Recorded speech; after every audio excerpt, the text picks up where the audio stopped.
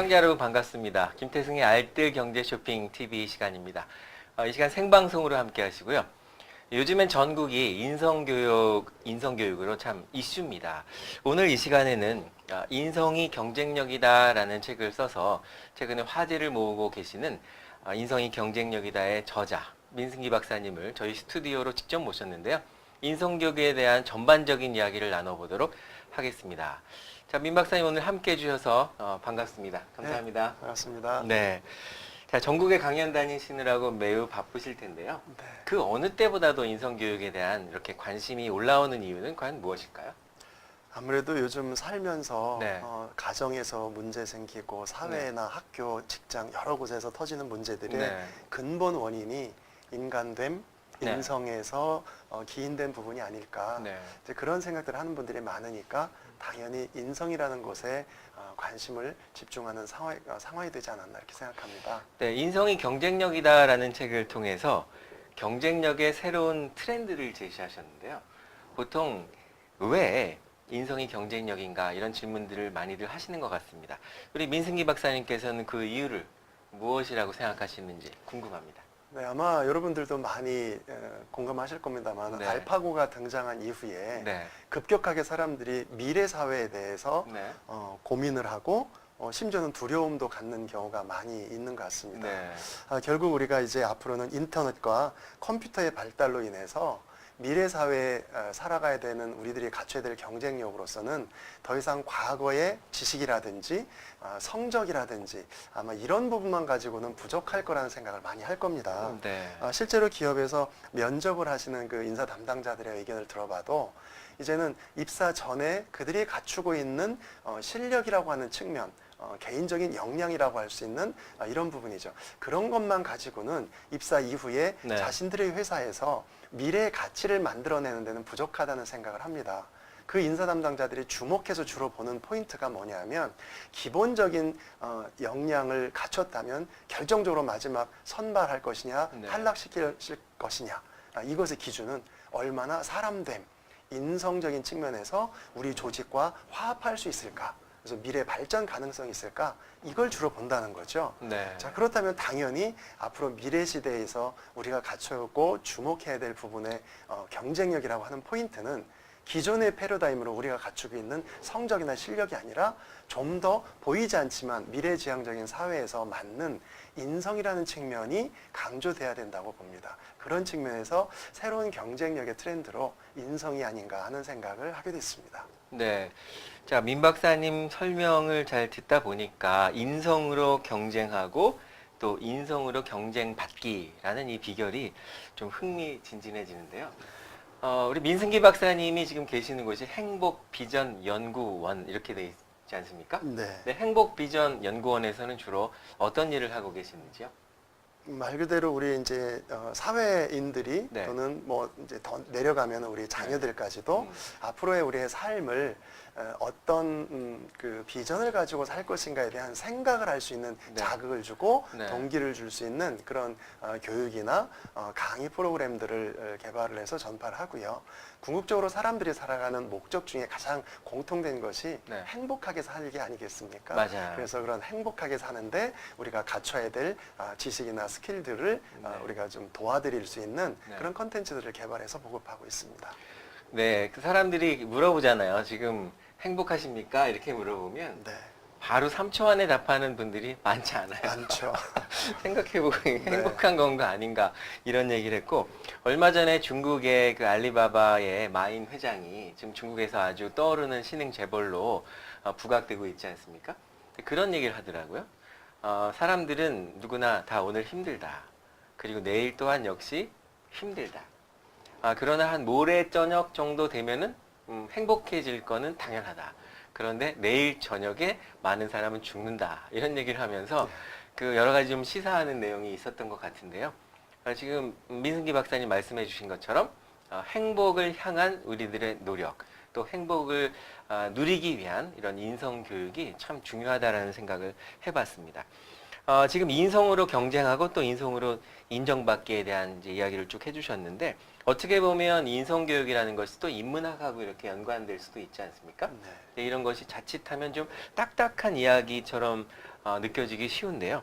이 제대로 된 인성교육을 하려면 좀 전제되어야 할 그런 내용들이 있을 것 같은데 전문가로서 우리 민승기 박사님의 의견이 궁금합니다. 네, 제가 이 책을 쓸 때도 네. 조금은 그 점을 염려를 했었는데요. 네.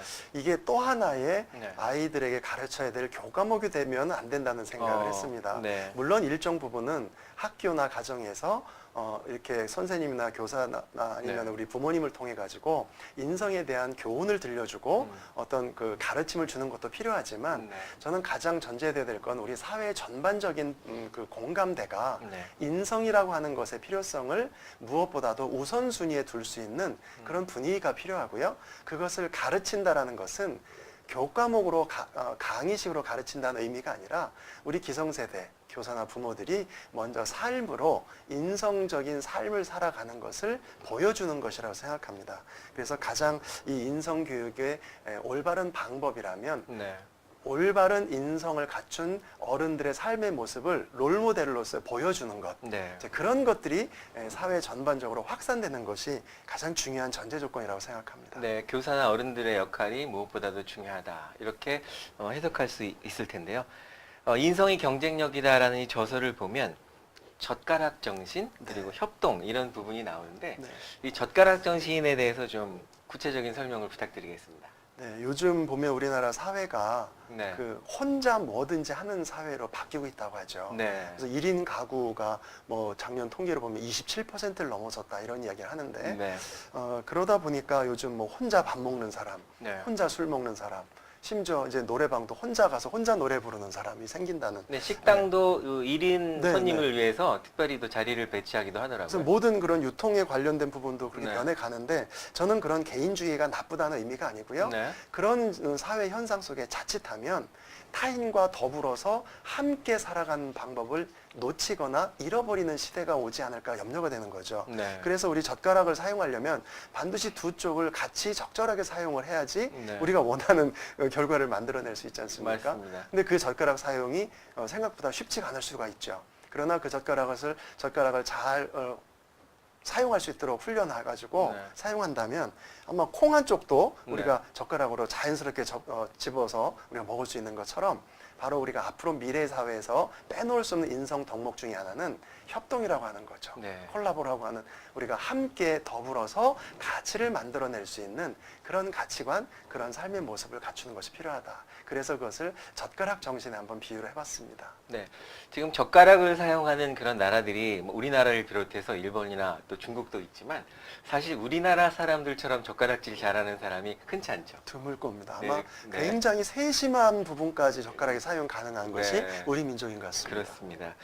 자, 또한 이 인성이 경쟁력이다라는 책을 보니까 소통에 대해서도 많이 언급을 해주셨는데요. 네.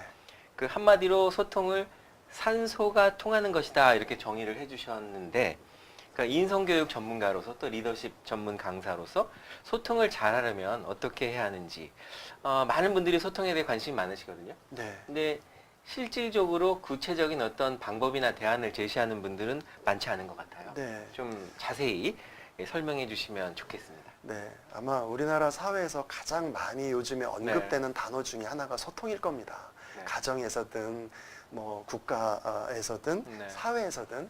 자, 그런데 소통을 제가 아까 말씀 주신 것처럼 네.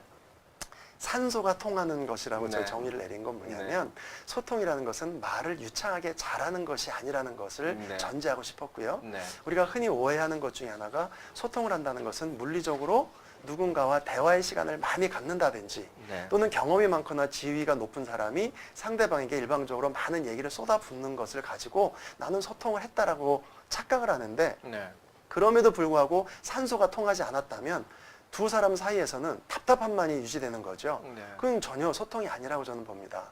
그래서 소통을 잘 하려면 가장 중요한 건 저는 상대방을 수용해주는 모습을 보이는 것부터 출발해야 된다고 생각합니다. 우리는 특별히 한국 사람들이 소통이 잘 어려운 이유, 잘 안 되는 네. 이유는 내 생각과 다른 얘기를 잘 수용해서 반응하거나 듣지를 못합니다. 아니 네. 잠깐 내 생각은 다른데 그리고 내 얘기를 막 이렇게 퍼부려는 거의 네. 퍼붓다시피 하는 이런 모습들을 너무 많이 보이는 것 같습니다. 그래서 소통을 위해서는 내가 하고 싶은 이야기를 전달하기 전에 상대방의 이야기가 나와 좀 다르더라도 네. 그것을 수용하고 제대로 좀 반응해 준 이후에 내 생각을 상대방에게 전달할 수 있는 또 다른 방법을 우리가 활용할 수 있는 것, 이런 것들이 가장 중요하다고 생각합니다. 그래서 그런 측면에서 소통은 먼저 듣는 것부터 출발하자. 네. 그리고 내 생각을 표현하는 건 그 다음으로 좀 순서를 후순위로 미루는 것. 이것만 된다면 상당히 많은 부분이 해결될 거라고 봅니다. 네. 그 말씀을 들으면서 소통에 대한 이제 일반적인 오해들을 하지 않습니까? 네. 그러니까 지금 첫 번째 오해가 지금 민 박사님 말씀해 주신 것처럼 소통은 말 잘하는 것과는 다른 개념이다, 이런 얘기를 해주셨는데요. 그 밖에도 소통에 대한 오해가 있다면 어떤 오해가 또 있는지 한번 확인해 봤으면 좋겠습니다.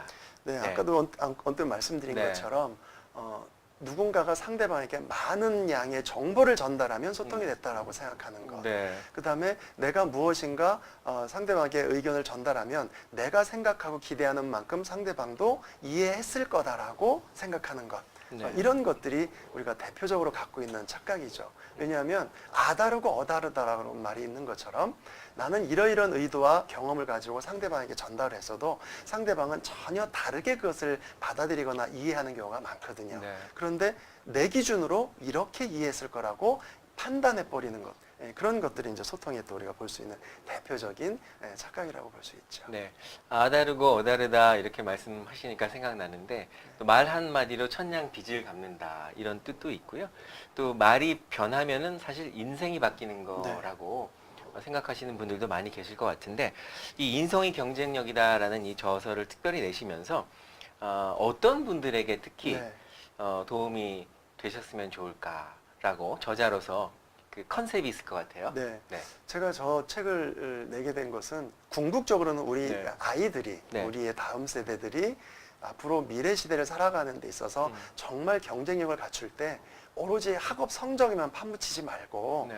인성이라는 부분을 나이가 들면 들수록 그것을 바꾸기는 힘든 거니까 네. 우리 바탕, 토양을 좀 잘 만들어서 자랐으면 좋겠다는 마음을 가지고 썼습니다. 네. 그런데 실질적인 이 책의 어떤 독자층, 네. 제가 타겟으로 한 것은 그 아이들이 아니라 네. 그 아이들에게 영향력을 행사할 수 있는 네. 학교의 교사, 네. 그 다음에 부모님들, 그리고 요즘 이 사회에서 인성교육을 주제로 해서 전문적으로 강의 활동을 펼치시는 강사분들, 네. 이런 분들을 주 타겟으로 제가 책을 썼습니다. 그래서 네. 그분들이 제대로 이 책을 통해서 도움을 좀 받으면 아마 제가 아까 말씀드렸던 많은 아이들에게 네. 이 인성에 대한 교육을 하는데 좀 효과적이지 않을까 하는 생각을 네. 했습니다. 자, 우리 민승기 박사님의 강연 주제가 인성교육뿐만 아니라 또 리더십이라든가 여러 가지 내용들이 있는데요. 강연 현장에서 열심히 강연하시는 모습을 사진으로 한번 담아봤는데 우리 민승기 박사님의 그 표정이 아주 행복해 보이는 그런 사진을 발견을 했습니다. 어떤 모습인지 설명 좀 해주시죠. 예, 저거는 뭐 방송국의 네. 직원들 아침 조회 시간에 네. 특강을 했던 모습인데요. 네. 이제 움직일 수 없는 모습인데도 네. 제 표정이 제가 봐도 잘 나왔네요. 행복해 보이시죠? 네. 네, 그래서 이 사진을 우리 시청자 여러분께 좀 소개를 해드리고 싶었습니다.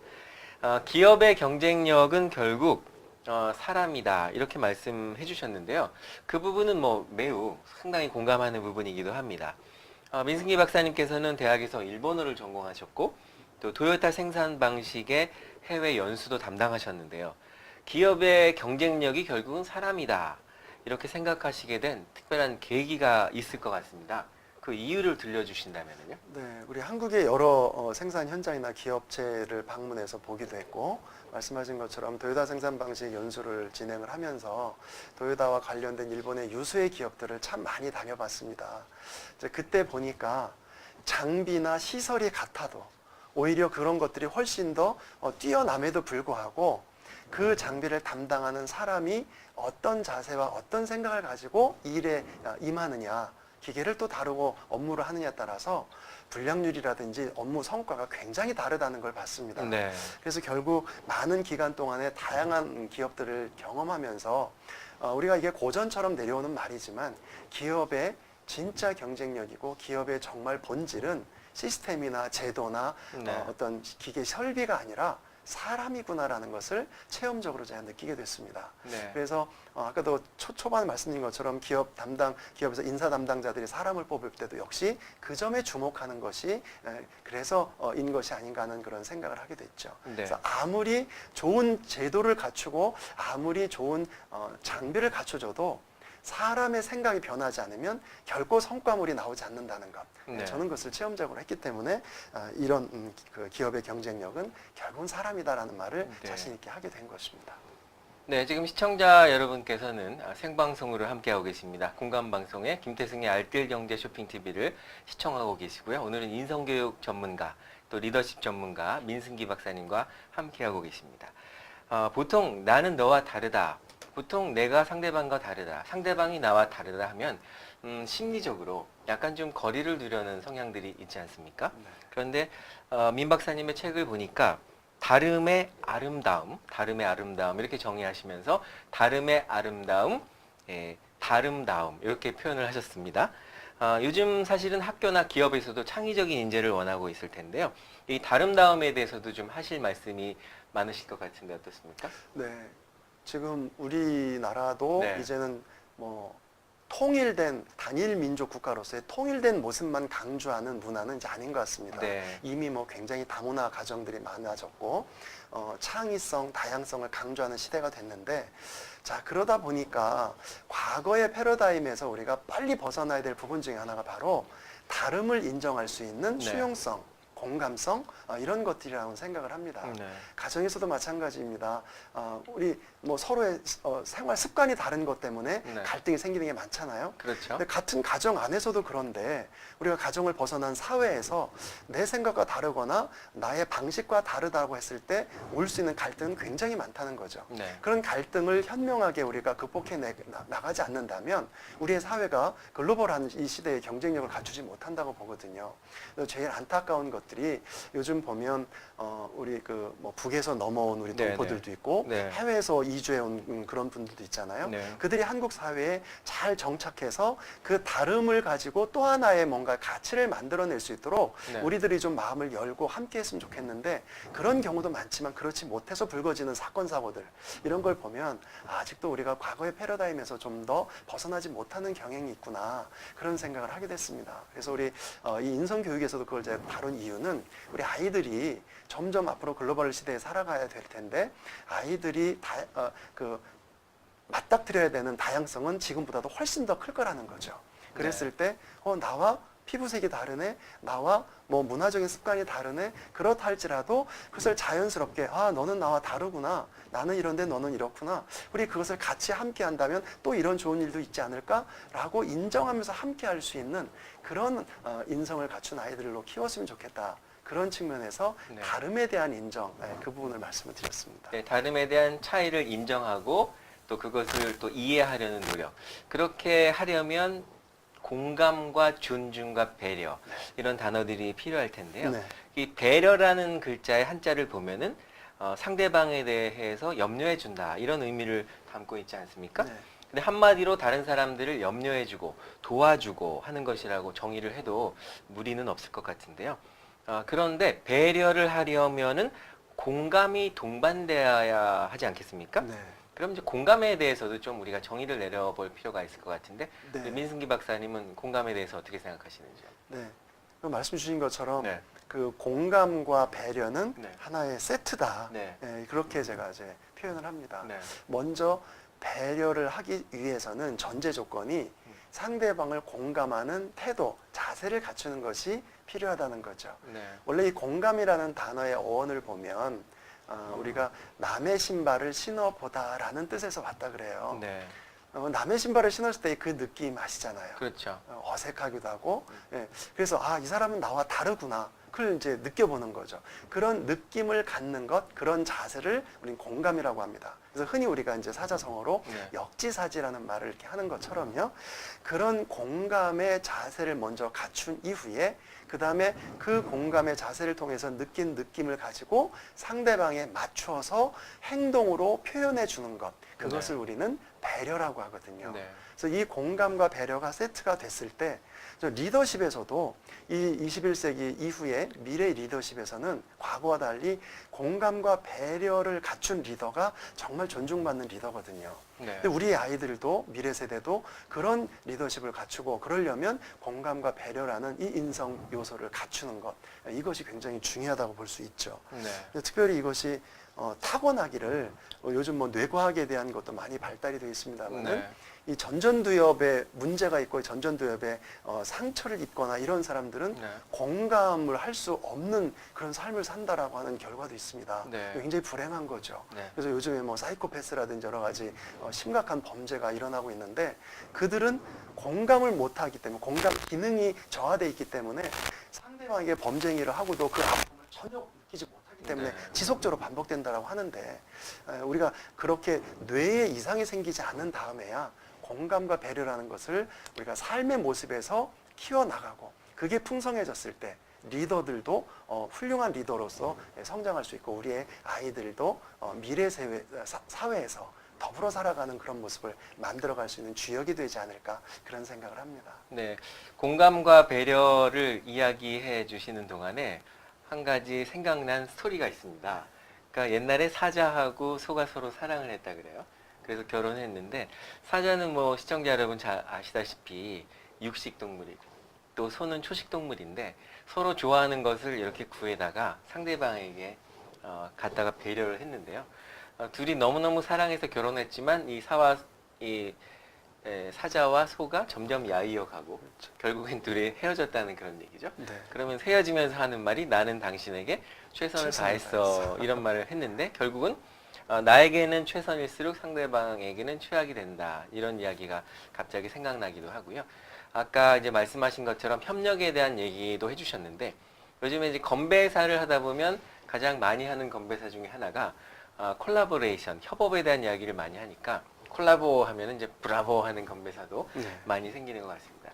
우리 민 박사님하고 대화를 하다 보니까 인성교육이 정말 중요하다라는 생각도 많이 듭니다. 그렇다면 우리가 인성교육을 하는 그 입장에서 봤을 때 무엇을 어떻게 가르쳐야 할지 그 부분에 대한 어떤 전제나 개념 정리가 필요할 것 같은데요. 전문가의 의견을 듣고 싶습니다. 네. 요즘 저뿐만 아니라 이 인성 분야에 관심을 갖는 분들이 네. 굉장히 많으시고요. 네. 그래서 이제 관련 서적들이 상당히 많이 나와서 네. 아마 이 방송을 보시는 분들도 검색을 통해서 보면 인성을 주제로 한 책들이 참고할 만한 책들이 참 많다는 걸 아실 겁니다. 네. 근데 저는 이 책을 어디에 초점을 맞췄냐면 아시다시피 작년 7월부터 네. 우리 한국에선 법적으로 초중고 학생들을 대상으로 인성교육을 해야 된다라고 하는 인성교육진흥법이라는 게 제정이 돼서 네. 지금 이제 실행 중에 있습니다. 네. 그래서 우리 많은 전문가들의 인성교육에 관련된 저서들에 보면 그 주제들이 상당히 다양한데 네. 그 중에서도 가장 핵심이 되고 기본이 되는 것을 저는 그 인성교육진흥법에서 이야기하는 네. 8가지 덕목으로 네. 이 책에서 이제 정리를 해놨습니다. 네. 그래서 최소한 저는 이게 다라고 생각하지는 않습니다. 네. 그거 외에도 더 그 인성의 덕목들이 확장이 됐으면 좋겠다고 생각하는데 그 이전에 우선 초기 단계에는 적어도 우리 법적으로 이야기하는 8가지의 덕목에 대해서 기본적으로 개념이 무엇인지 아이들이 좀 알았으면 좋겠고 네. 그것을 아까도 말씀드린 것처럼 강의식으로 이야기해서 지식을 또 하나 전달하는 것은 의미가 없거든요. 네. 그래서 이것을 가르칠 때에는 책의 후반부에도 제가 써놨지만은 학생들이나 아이들이 직접 생각해보고 고민해보고 참여해 볼 수 있는 그런 체험식 방식으로 가르쳤으면 좋겠다는 거예요. 그러다 네. 보니까 인성교육의 장이 학교라는 울타리 안에서는 물론이지만 네. 거기에 제한되면 안 되고요. 방과 후에 혹은 가정이나 사회 또는 여러 단체를 통해서 전 사회적인 그 테두리 안에서 다양한 체험식 방법으로 인성의 덕목 하나하나들을 아이들이 체험하고 느낄 수 있도록 하는 것. 이런 것들이 21세기에 적합한 인성교육의 방법이 아닌가 생각을 합니다. 네. 아프리카 속담에 한 아이를 키우려면 온 마을이 필요하다. 이런 말씀도 해주셨고요. 네. 또 어른이 한 분 돌아가시면 마을에 도서관이 하나 무너진 것이다. 이런 이야기도 있는데 그만큼 이 어른들이 먼저 변화를 해야 된다. 이렇게 또 말씀을 해주셨단 말이죠. 네. 네, 그런 부분에 대해서 짧은 교육으로 긴 감동을 선사하는 기법 이런 것이 좀 중요할 것 같은데요. 이 내용에 대해서 좀 구체적으로 설명을 해주신다면요. 네. 그 이야기는 제가 이제 이 책의 주 독자층으로 설정한 한 축이 네. 전문적으로 이 주제를 가지고 아이들에게 인성교육을 진행해 줘야 될 전문 강사나 교사님을 염두에 두었거든요. 네. 그래서 보면 강의를 한다든지 아니면 이 주제를 아이들에게 의미 메시지를 전달할 때에 내용, 컨텐츠만 그냥 전달해서는 전혀 의미가 없다는 거죠.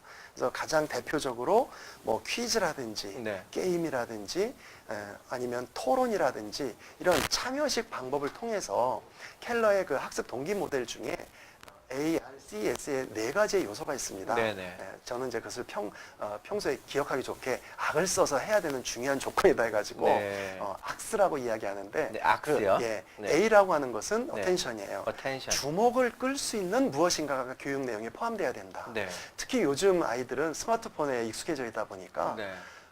너무나 그 평면적인 강의 방식에는 굉장히 좀 지루해한다는 거죠. 네. 그래서 뭐지? 할 수 있는 무엇인가의 포인트가 들어가는 것. 네. 그 다음에 I라고 하는 것은 렐러번스죠. 네. 저 내용이 나하고 무슨 관계가 있어? 이런 거죠.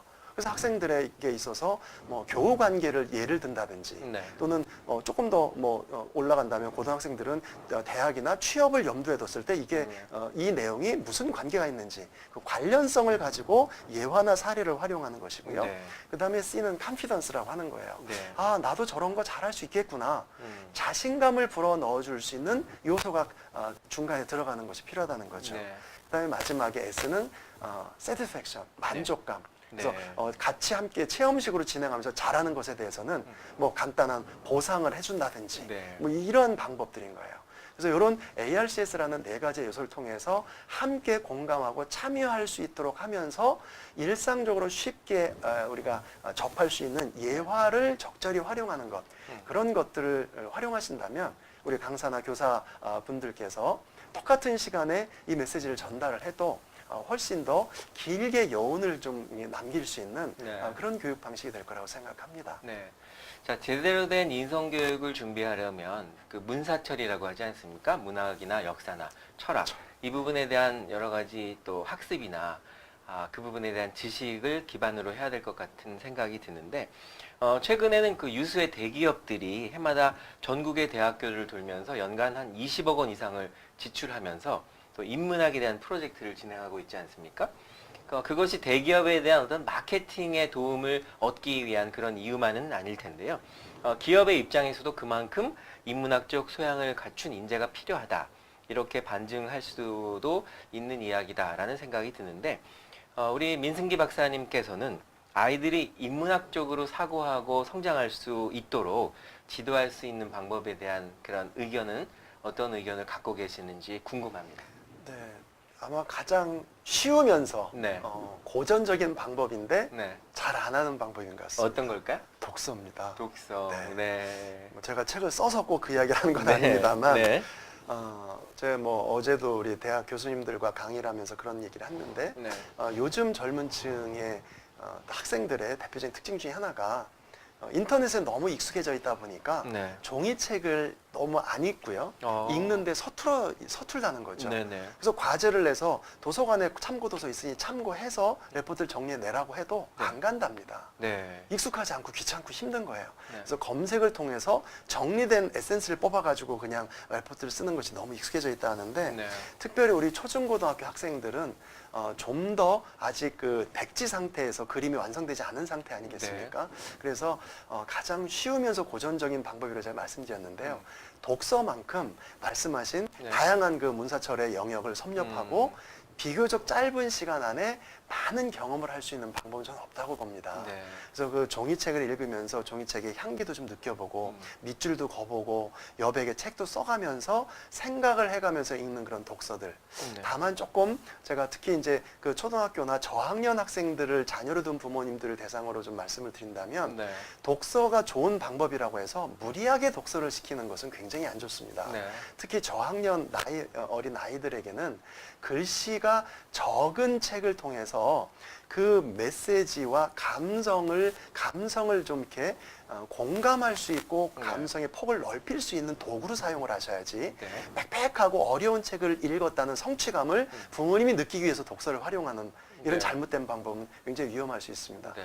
다만 그런 몇 가지를 피한다면 독서만큼 쉬우면서 효과적인 방법은 없다고 보고요. 거기에 조금 덧붙인다면 그냥 혼자 읽고 마는 게 아니라 네. 독서 토론이라고 하는 거창하게 하지 않아도 읽은 책에서 어떤 메시지를 자기가 캐치했는지 네. 어떤 생각이 들었는지 공감하는 부분과 조금 다르게 생각하는 부분은 뭔지 그런 것들을 또래 친구들과 함께 이야기를 나눌 수 있는 그런 기회를 꼭 좀 전 주셨으면 좋겠어요. 네. 그래서 혼자 독서를 통해서 뭔가 습득했던 그 내용을 누군가에게 자기의 생각을 전달하는 것도 굉장히 그의 학생의 또 정서를 또 인성을 함양하는 데 굉장히 도움이 된다고 보고요. 네. 인성교육을 한다고 해서 조용하고 얌전하고 말 잘 듣는 아이를 키우자는 얘기가 아니거든요. 네. 자기의 내면을 가꾸면서 자기의 생각이나 감정을 건강하게 표현해가지고 더불어 살아갈 수 있는 능력을 가르치자는 게 인성이거든요. 네. 이제 그런 측면에서 독서와 토론이라는 것을 잘 활용한다면 저는 크게 비용 들이거나 어렵지 않으면서도 굉장히 효과적으로 활용할 수 있다고 봅니다. 네. 자, 독서를 하는 것이 가장 간단한 그런 비결이다. 이렇게 말씀해 주셨는데, 사실 독서하게 되면 뭐 독서 백편 의자현이다. 또 남아수독 오거서다. 이런 말들이 생각나는데, 우리 민승기 박사님께서 쓰신 책들이 꽤 많아요. 그래서 한 권 한 권 제가 좀 보도록 하겠습니다. 자, 우선 이 천국 시민의 행복한 세상 살기 이런 책이 있는데, 이 책은 어떤 내용인가요? 간단하게? 네, 아마 제목에서 보신 것처럼 약간 종교적인 냄새가 네. 나죠. 네. 일반인들도 물론 무리 없게 읽을 수는 있지만 네. 제 이제 개인적인 그런 삶의 비전 중에 하나가 네. 제가 가지고 있는 신앙 네. 안에서 뭔가 좀 역할을 하는 건데요. 네. 그래서 우리가 이 세상을 살아가는 데 있어서 네. 정말 어떻게 더불어서 행복한 삶을 살 수 있을까에 대한 네. 자세와 스킬 또 음. 그래서 알아야 될 지식들이 뭐가 있을까 네. 그런 세 가지 영역을 가지고 네. 삶의 모습을 그려보는 데 도움이 된 아. 책을 썼습니다. 두 번째 책은 휴먼 테크 세일즈라는 책인데요. 네. 네, 상위 1% 성공자의 세일즈 체력 다지기. 세일즈 하시는 분들에게 도움이 많이 될 것 같습니다. 네, 맞습니다. 제가 이제 현업에서 직장 생활 할 때 네. 이제 세일즈 분야에서 일을 했었던 경험이 있기 때문에 네. 지금 이제 강의하는 영역 중에 또 한 부분이기도 합니다만 네. 사람을 상대하는 그 네. 세일즈 영역에서 일하시는 분들이 네. 어떻게 사람을 대하는 것이 효과적일까? 그래서 세일즈의 성과를 낼까? 네. 그 부분을 이야기한 것입니다. 세 번째 책은 리더십 내비게이터라는 책인데요. 요거는 어떤 내용인가요? 리더십의 방향을 제시하는 그런 의미의 책입니다. 말 그대로 내비게이터의 역할을 하자. 네. 그래서 리더십을 우리가 단순히 그냥 지위가 올라가는 것, 직급이 네. 높아지는 것이라고만 생각하는데 앞으로 미래 시대의 리더십은 올바른 방향성에서 이러이러한 게 필요하다. 그 얘기를 네. 적은 것이고요. 다음은 행복한 부모를 위한 리더십. 이런 책도 쓰셨네요. 네. 네. 이제 사회인들을 대상으로 리더십 네. 강의를 주로 하다 보니까 네. 저 역시도 자식을 키우는 부모인데 네. 정말 리더십이 필요한 것은 가정에서 네. 부모에게 리더십이 필요하지 않나 네. 그런 측면으로 쓴 책이고요. 그리고 혼란의 시대의 진짜 네. 리더십에 대해서 다룬. 이거 이제 최근에 쓴 책입니다만은 아까도 말씀드린 것처럼 리더십에 대해서 네. 대부분 고정관념을 가지고 있는 게 너무 많고요. 특히 네. 한국적 기업이나 이런 문화에서의 네. 리더십이 너무 경직돼 있다. 네. 그래서 좀 더 생각을 다르게 해볼 필요가 있다. 네. 그런 측면의 책입니다. 자, 그리고 지금 보여드리는 이 책이 바로 출판하자마자 지금 장안의 화제가 되고 있는 인성이 경쟁력이다라는 책인데, 민승기 박사님 말씀해 주신 것처럼 이 책에 아주 알기 쉽게 모든 내용들이 잘 설명이 돼 있어서 저도 밑줄 치면서 읽었습니다. 말씀해 주신 것처럼 이제 많은 분들이 이 인성교육의 현장에 계신 분들이 참고를 하셨으면 하는 그런 바람입니다. 이 저서에 보면은 그 용광로 이론, 또 샐러드 접시 이론 이런 그 말이 나오는데 이 두 가지 이론에 대해서 좀 알기 쉽게 설명해 주신다면요. 네. 아까 우리 그 다름에 대한 이야기를 조금 네. 드렸었는데 그것과 네. 관련이 있습니다. 네. 어느 한 나라의 그 사회 통합 정책에 있어서 네. 지금 말씀해주신 용광로 이론이라는 것과 샐러드 접시 이론이라고 하는 이제 가장 대표적인 두 가지의 이론이 있죠. 네.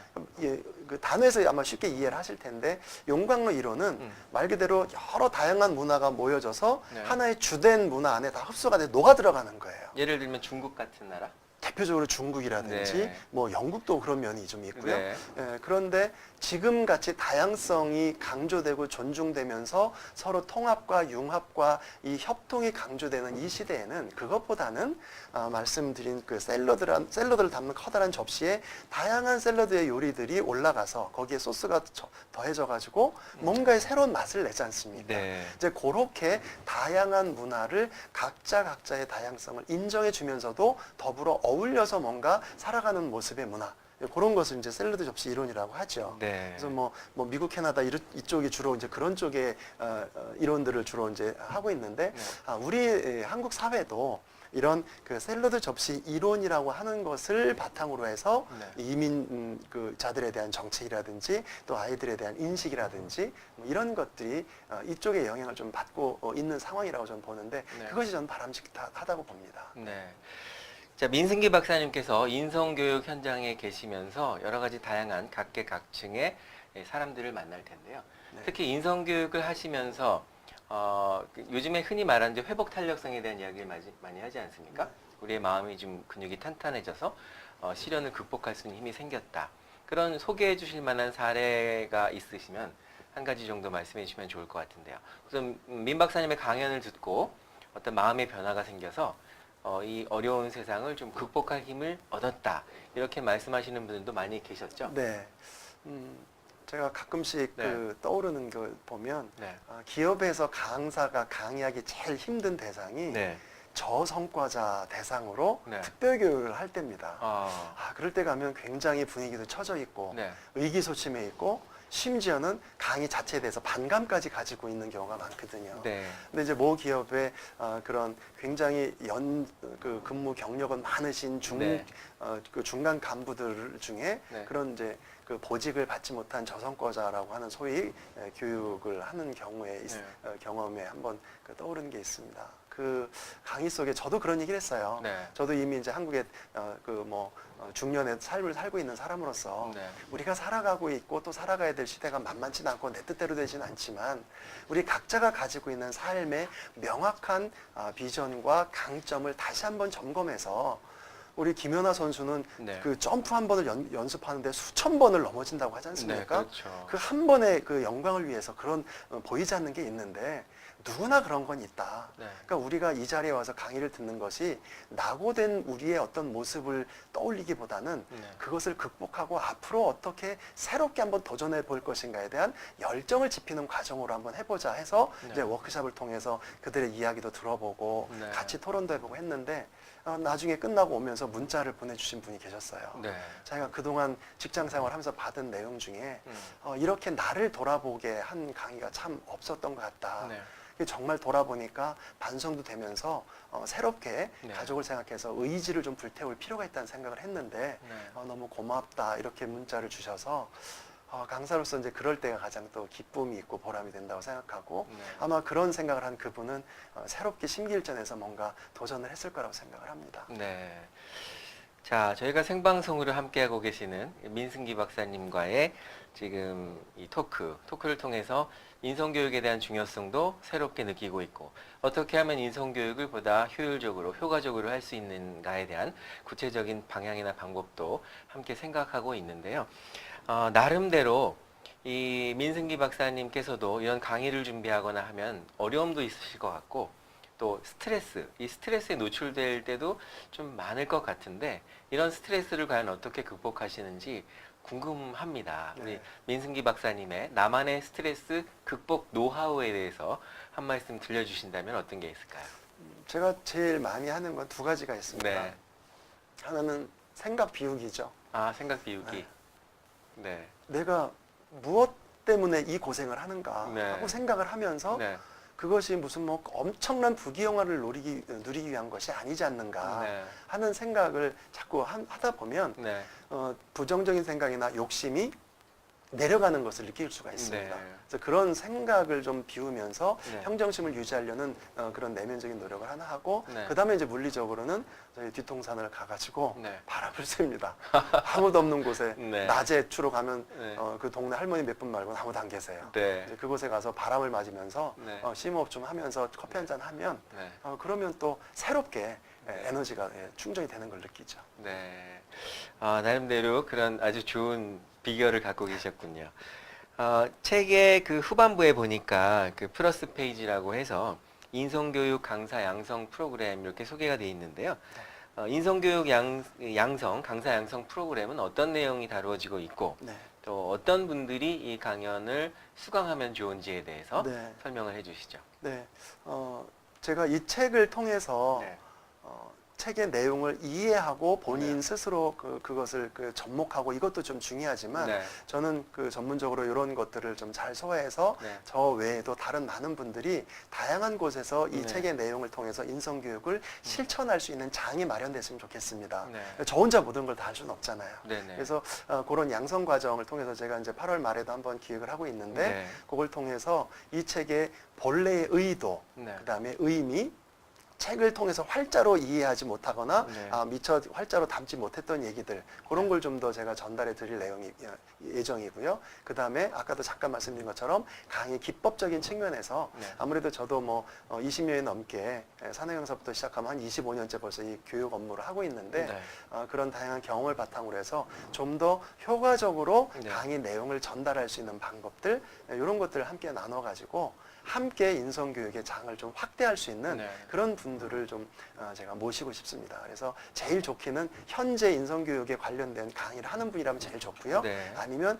여기에 관심을 갖고 한번 해보고 싶다 하는 분들이라면 어떤 분도 괜찮습니다. 네, 몇 시간 과정으로 진행이 되는지 네. 조금 자세히 설명해 주시죠. 네, 그래서- 내용을 보니까 주제는 이제 인성교육에 대한 이해도 있고 네. 또 인성 덕목에 대한 이해도 있고 또 인성교육의 강의 방법 말씀해 주신 내용 또 인성교육의 강의 준비 이런 주제들이 있는데 네. 전체를 다 이 양성 프로그램에 소요되는 시간은 얼마나 되는지요? 네, 제가 지금 두 가지 버전으로 준비하고 네. 있는데요. 우선 다음 달에 할 것은 네. 원데이짜리로 8시간. 네, 8시간. 원데이짜리로 해서 조금 압축적으로 진행을 하려고 하고요. 네. 요즘 시간이 너무 이게 한 2박 3일 하면 제일 좋은데 네. 시간을 할애하는데 너무 애로사항을 느끼는 분들이 많아서 네. 하고요. 그 다음에 이제 가을쯤에는 네. 16시간짜리로 해서 그때는 실습도 좀 더 병행하고 해가지고 네. 할 겁니다. 그래서 그 원데이짜리와 네. 이틀짜리가 가장 일반적으로 많이 네.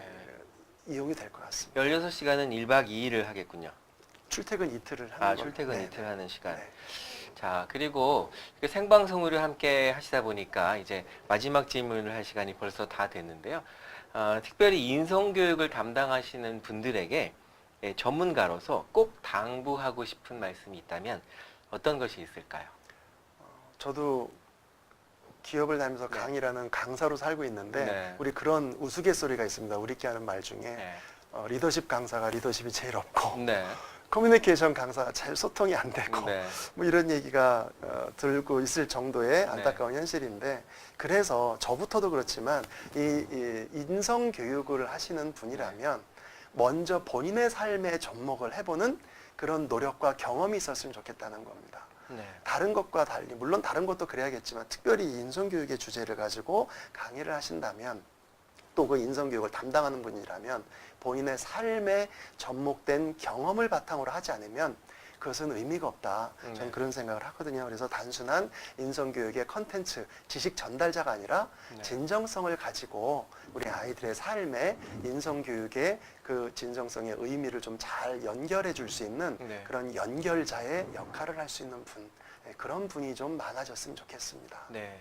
어떻게 보면 이제는 우리가 가지고 있는 어떤 스펙, 이런 그 스펙에만 관심을 기울일 것이 아니라 전반적인 인생을 바라보는 그런 타이밍이다 이런 생각이 드는데요.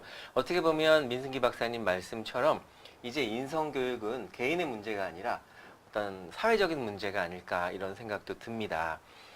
이렇게 대화 한 조목 한 조목 말씀을 나누다 보니까 정말 인성교육의 중요성에 대해서 다시 한번 인지하게 되었고요. 또 구체적인 방법까지 제시를 해주셨는데 요즘에는 이제 그 우리 군인들도 이제 군 인성교육이라고 해서 네. 와우 캠프라는 걸 진행하고 있는데 특별히 이 국방의 의무를 다 하고 있는 우리 국군 장병들에게 우리 민승기 박사님께서 한 말씀 전해주신다면 어떤 말씀이 있을까요?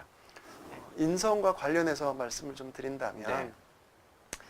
우리 국방의 의무를 담당하는 것이 네. 아마 저도 그랬지만 많은 군인들의 입장에서 보면 내 의지와 내 자원하는 마음보다는 제도 때문이라는 생각 때문에 하다 네. 보니까 그 시간을 내가 어떻게 때울 것인가 하는 생각을 갖는 경우가 많습니다. 네. 그런데 어차피 우리가 국방의 의무를 해야 되는 상황 속에 우리가 군복무가 시작이 됐다면 그 시간도 자신의 인생에서 나름 의미 있는 시간이 될 수 있도록 그리고 그곳에서 선임병과 후임병 사이에서의 좋은 인성을 바탕으로 한 관계를 만드는 것이 나중에 사회에 나와서 굉장히 소중한 인적 자원의 네트워크가 될 수도 있다. 그런 것들을 좀 많이 그 병영 안에서 만들어낼 수 있는 인성을 바탕으로 한 리더십을 발휘하는 병사들이 좀 많이 나왔으면 좋겠다는 생각을 하게 됩니다. 네, 감사합니다. 인성이 경쟁력이다라는 책을 출간하신 행복비전연구원의 민승기 박사님과 함께 했는데요. 많은 분들께서 이 방송을 보시고 인성교육에 대한 강의를 신청해 주셔도 좋습니다. 그리고 인성이 경쟁력이다라는 이 책을 꼭 읽어보시도록 추천을 드립니다. 꼭 읽어보시고요. 그리고 지금 말씀해 주신 그런 내용들은 다시 유튜브에 올라갈 예정입니다. 이 유튜브를 보시고 민승기 박사님의 강연을 초대하고 싶으신 분들은 공감방송으로 신청해 주시면 좋을 것 같습니다. 생방송으로 이렇게 45분간 함께 해주셨는데요. 민승기 박사님과의 이 시간을 통해서 더욱더 인성의 중요성을 우리가 배우게 됐고 인식하게 됐습니다. 인성교육을 하는 그 현장에서도 더욱더 우리 어른들이 먼저 변해서 아이들에게 솔선수범하는 그런 모범을 보일 수 있는 어른들이 되어야 하겠다라는 다짐을 해보면서요. 오늘 아쉬운 작별의 시간을 갖도록 하겠습니다. 함께 해주신 민승기 박사님 고맙습니다.